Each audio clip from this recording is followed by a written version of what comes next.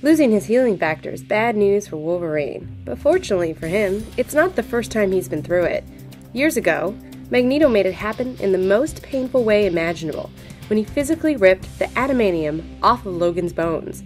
The trauma was so severe that it temporarily burned out his powers, just barely kept him alive, and nearly drove him insane. On the plus side, he learned that his claws were made of bone, but that probably wasn't much comfort at the time.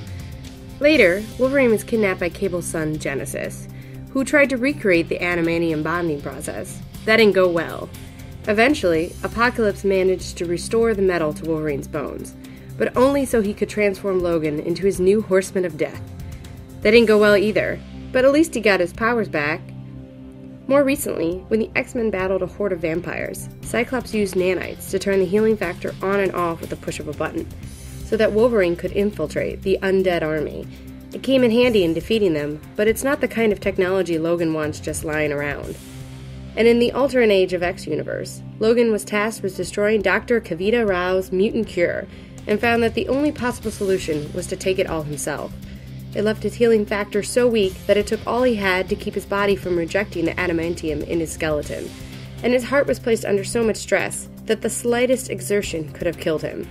He's probably glad that that particular reality didn't last. So now Logan's lost his powers again, but he can still look on the bright side. He isn't insane, a vampire, a slave of Apocalypse, or about to have a heart attack. Things could be worse, right?